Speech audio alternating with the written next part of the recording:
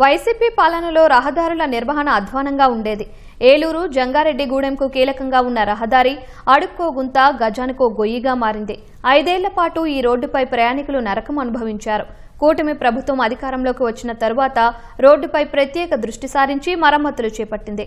ఒకప్పుడు చిల్లులు జల్లెడగా ఉన్న ఈ రోడ్డు ఇప్పుడు అద్దంలా మెరిసిపోతూ ఉండడంతో స్థానికులు సంతోషం వ్యక్తం చేస్తున్నారు. రహదారి నిర్మాణంపై మరింత సమాచారం మా ప్రతినిధి శ్రీనివాస్ అందిస్తారు. ఏ ప్రాంతమైనా అభివృద్ధి చెందాలంటే రహదారులు కీలకం. రహదారులు బాగుంటేనే రవాణా సౌకర్యం బాగుంటుంది, తద్వారా రాకపోకలు సుగమంగా మారతాయి.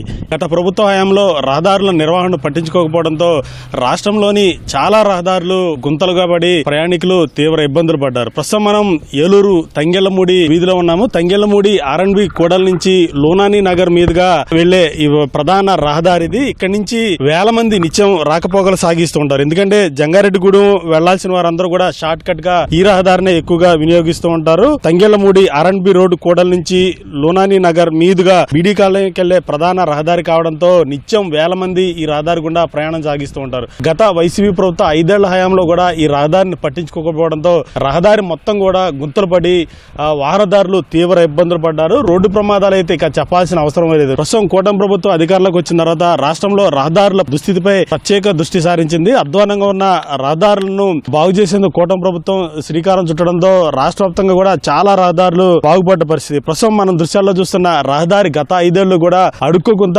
గజానికో గొయ్యి మాదిరిగా ఉండేది. ఈ రహదారి గుండా కూడా అటు జంగారెడ్డిగూడెం వెళ్లాలన్నా ఇటు ఏలూరు రావాలన్నా కూడా వాహనదారులు తీవ్ర ఇబ్బందులు పడేవాళ్ళు. దాదాపు 1.60 కోట్ల రూపాయలతో సీసీ రోడ్డు నిర్మాణం చేసింది. గతంలో గోతులుగా ఉన్న రహదారి సీసీ రోడ్డు నిర్మాణం చేయడంతో వాహనదారులు సాఫీగా అటు జంగారెడ్డిగూడెం వెళ్లాలన్నా ఇటు ఏలూరు వెళ్లాలన్నా కూడా మార్గం సుగమంగా అవడంతో వాహనదారులు అలాగే స్థానికులు కూడా హర్షం వ్యక్తం చేస్తున్నారు. గత 5 ఏళ్లు కూడా ఈ రహదారి మీద వాహనదారులు అలాగే ప్రజలు కూడా నిత్యం నరకం అనిపించారు. ఇక వర్షాకాలం వచ్చిందంటే గుంతల్లో వాన నీళ్లు చేరడంతో ఆ గుంత ఎంతలోతుందో తెలియక వాహనదారులు ప్రమాదాలకు గురయ్యేవారు. ప్రస్తుతం ఆ పరిస్థితి లేదు. ఏదైతే జంక్షన్ ఉందో అక్కడి నుంచి కూడా ఇటు లోనానగర్ మీదుగా బీడీ కాలనీకి వెళ్లే ఈ రహదారిని కూటమి ప్రభుత్వం మరమ్మతులు చేసి సీసీ రోడ్ నిర్మాణం చేయడంతో అటు జంగారెడ్డిగూడెం వెళ్లేవారు, మరొకవైపు ఏలూరు వచ్చే వాళ్ళు కూడా సులభంగా రాకపోకలు సాగిస్తుండటంతో కూటమి ప్రభుత్వం రోడ్డును బాగు చేయడంతో వాహనదారులు అలాగే స్థానికులు కూడా హర్షం వ్యక్తం చేస్తున్నారు. కెమెరామన్ రమణతో శ్రీనివాస్, ఈటీవీ న్యూస్, ఏలూరు.